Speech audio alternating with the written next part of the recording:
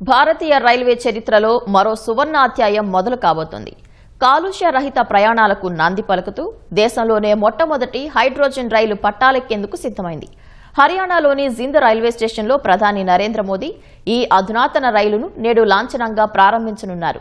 అత్యాధునిక సాంకేతికత, బహుళాంచెల భద్రతా వ్యవస్థతో రూపుదిద్దుకున్న ఈ హైడ్రోజన్ రైలు విశేషాలు ఈ కథనంలో చూద్దాం.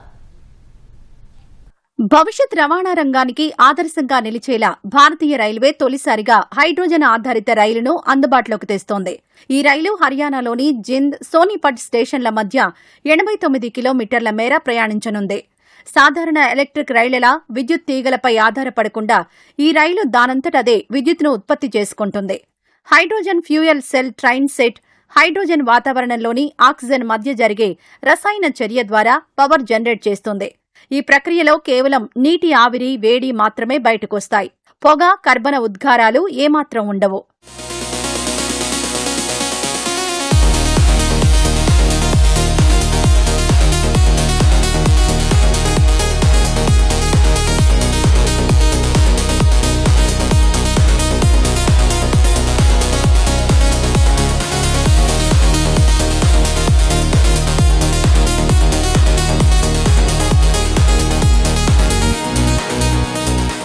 ప్రపంచవ్యాప్తంగా జర్మనీ, ఫ్రాన్స్, ఇటలీ, చైనా వంటి దేశాల్లో హైడ్రోజన్ రైళ్లు ఉన్నప్పటికీ అవి కేవలం 2 నుంచి 4 కోచ్లకే పరిమితం. కానీ మన దేశంలో ఏకంగా 10 కోచ్లు, ఒకేసారి 2600 మంది ప్రయాణించే భారీ సామర్థ్యంతో ఈ రైలును రూపొందించారు.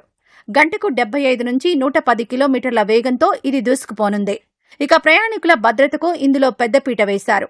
హైడ్రోజన్ లీకేజీలో మంటలు, పొగ లేదా అసాధారణ ఉష్ణోగ్రతలను క్షణాల్లో గుర్తించే మల్టీ లేయర్ సేఫ్టీ సిస్టమ్ను ఏర్పాటు చేశారు.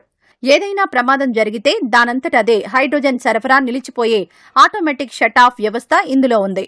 ఈ రైలుకు ఇంధనం నింపేందుకు వీలుగా జింద్లో దేశంలోనే అతిపెద్ద రైల్వే హైడ్రోజన్ రీఫ్యూయలింగ్ కేంద్రాన్ని కూడా సిద్ధం చేశారు.